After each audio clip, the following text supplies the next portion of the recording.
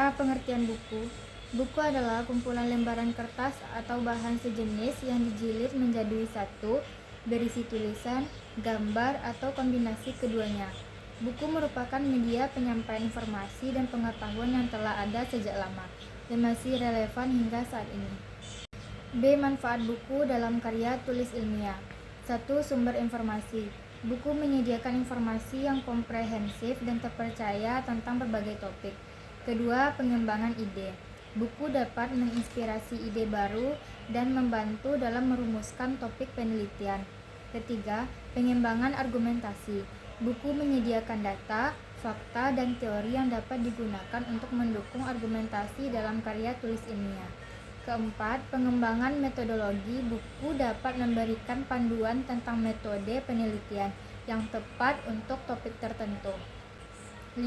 Pengembangan gaya penulisan. Buku dapat menjadi contoh gaya penulisan ilmiah yang baik dan efektif. C. Fungsi buku dalam penulisan karya ilmiah. 1. Sumber referensi, yaitu buku menjadi sumber utama untuk mendapatkan informasi dan data yang relevan dengan topik penelitian. Yang kedua, pengembangan teori, yaitu buku dapat membantu dalam memahami teori yang mendasari topik penelitian.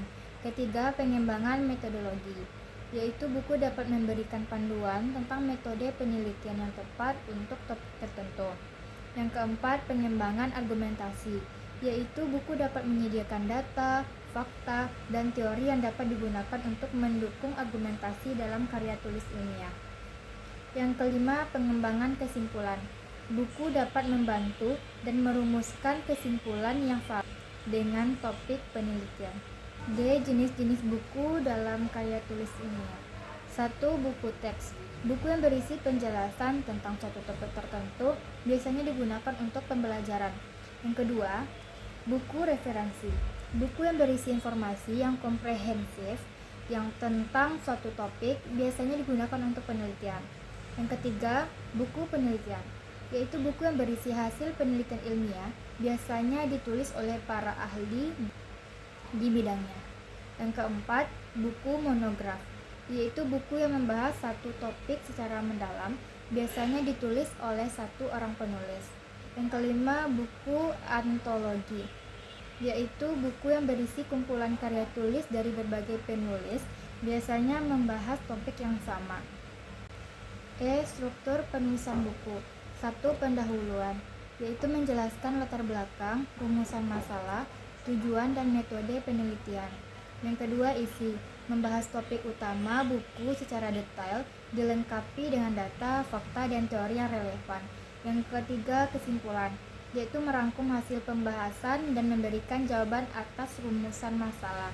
Yang keempat, daftar pustaka, yaitu mencantumkan sumber informasi yang digunakan dalam penulisan buku. Yang kelima, indeks, yaitu mencantumkan daftar kata kunci dan halaman tempat kata kunci tersebut dibahas. F. Resensi buku.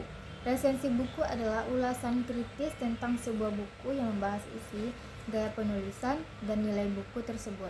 Resensi buku dapat membantu pembaca dalam menentukan apakah buku tersebut sesuai dengan kebutuhan dan minatnya.